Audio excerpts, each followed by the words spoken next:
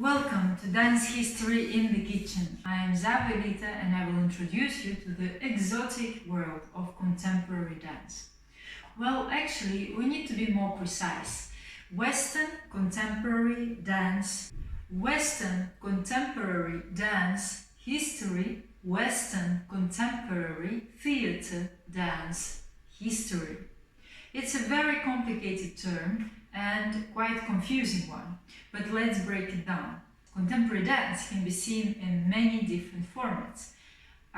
Performance that you would go and see in a theatre, in a museum, in an exhibition hall, inside or outside, but these days quite mostly you will see it online. But the complicated thing with contemporary dance is the term contemporary dance. In fact, it creates quite some confusion and it gets very often misinterpreted. So the formula often goes: contemporary dance equals not ballet and plus it's weird. And that's as clear as saying democracy equals not dictatorships plus colors. Or you can say Trump equals not Putin, but as you see, it's not that simple. The thing is, people have been dancing for centuries. The spectrum of dance practices as a social phenomena is pretty much endless. Most of you go dancing at a party or you go to a club. You might be dancing in your kitchen. You might download something from YouTube and learn some new steps.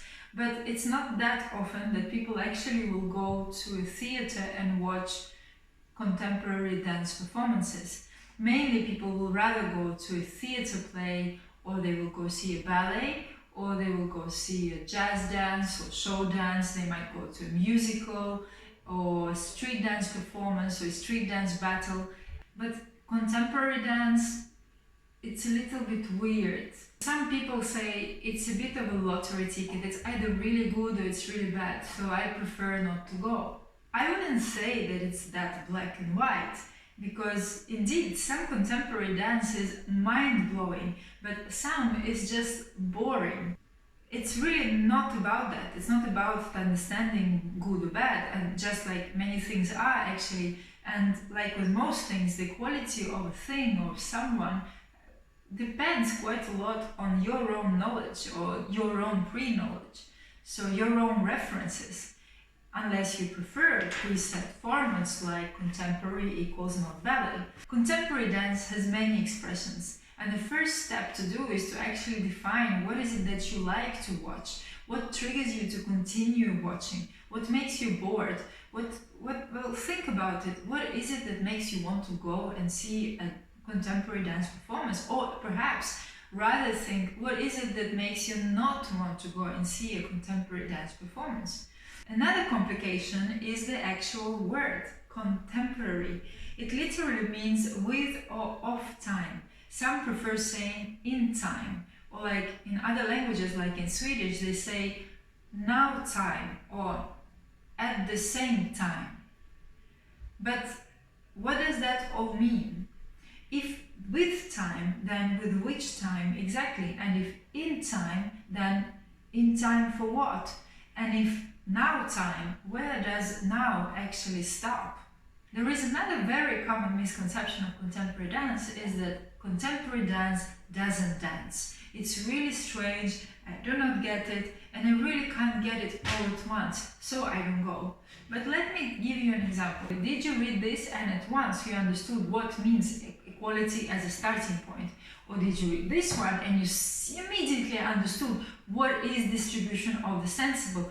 Or did you get to this dude and you really completely understood what's the difference between sublime and beautiful? Or did you go to a roller derby? Or did you go to a roller derby event and you understood immediately that there is no ball in the whole game? Well, I thought so. So why would you think that with contemporary dance it would be easy? Because dance is a universal language and thus everybody has to understand it? Well, whoever told you that, call them back and tell them to reflect on this statement. Because dance equals universal language It's quite difficult. For example, English language is a universal language. It wasn't always, it has become a universal language. Confinement now is a universal condition, but contemporary dance is not a universal language. If it is something universal, it's a universal confusion. Let's think about it. Universal means including all, whole collectively, distributively, without limit or exception. Would you say that that's the description of contemporary dance? Perhaps dance, but then there is a problem of language, because many people say, oh, dance is a language, but is language dance? And if dance is a language, I mean, what is that? That's a very, very, very sensitive thing to talk about in dance, because yes, perhaps the language structures make us structure our dances because we recognize the structures. But what if there is no structure? What is dance? But then there is also another very important thing, that the whole term dance is actually a Western term. It's a Western innovation to, hold on, Western innovation to call cultural forms that result from creative use of the human body in time and space. You see, I told you, it's exotic. Why Western? It's actually quite simple to explain, because when we talk about contemporary dance, we mainly talk about North American dance or Western European contemporary dance. I mean, that does not mean that we exclude, that all the rest of the world is excluded, but that's how it has been up till not that long ago. In fact, dancing from other non-Western cultures would mainly be called ethnic. And ethnic dance was considered, or has been, or even still considered, as something like not really real, or like made by people, or made of people over there, you know, those who don't have culture. Or like East Europe has been busy with communism for more than 70 years, so developing their own body of history strongly connected to the ideology of the perfect collective called dictatorships, which did not correspond, of course, with the free-spirited, emancipated, individualist body of the West. So, to make this short, historically, many non-Western influences haven't been mentioned in the history of contemporary dance, and I think it's really interesting to know why. Wouldn't you want to know why? And things like colonization, racial and gender inequality, like authorship, all these kind of questions are popping up a bit everywhere in our society, and I investigated many fields of art. So, would you be able to study these questions in dance? Yes, of course. To put it simply, if you are interested in how different bodies have been represented and underrepresented, have been present or absent, how norms and values have been shifting in shape, form and purpose, influencing and being influenced by other arts, by political movements, by cultures and historical events, balancing between tradition and innovation, between concreteness and abstraction. The history of Western contemporary dance might be an interesting way to find out. It could also help you to get to know your own relationship with your body.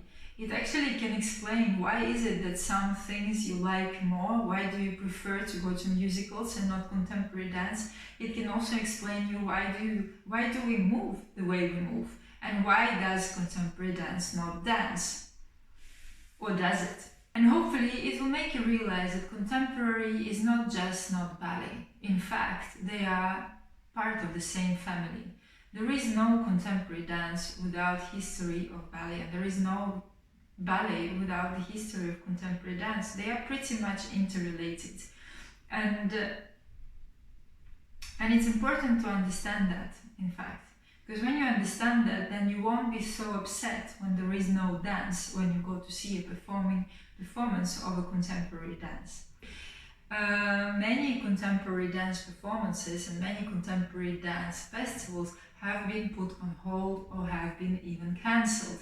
And it will take probably another year before you will be able to see a performance live. Yes, it's sad. But why not use this time and enhance your references and knowledge about contemporary dance, so that next time you go to see a performance of contemporary dance, you won't go like, ooh, oh, they don't dance, oh, this is so weird, what are they doing? No, actually, you might even feel like, oh, this is interesting. And it's not about becoming an expert. It's not about becoming expert in contemporary dance. No one is an expert in contemporary dance because it constantly becomes more and more contemporary. It constantly evolves. It doesn't get stuck. It changes all the time. In this podcast or videocast or whatever you call, perhaps you will get the tools on how to be able to follow those changes and to appreciate the changes as well. And also, it's also about opening doors, finding new entrances and exits, and getting better and finding new ones and discovering new ones, and perhaps even sharing those new exits and entrances to someone that you know. So, to make this short, it was not short, this is the 29th of April 2021, the next day of dance, is exactly a year ago. There is exactly a year until 29th of April 2029. There is exactly 1 year until 29th of April of 2021, the next day of dance. So why not let you through an intensively chill course in this anthropological journey? Can you imagine an anthropological journey in this exotic phenomena of Western contemporary theater dance history? Ta-da!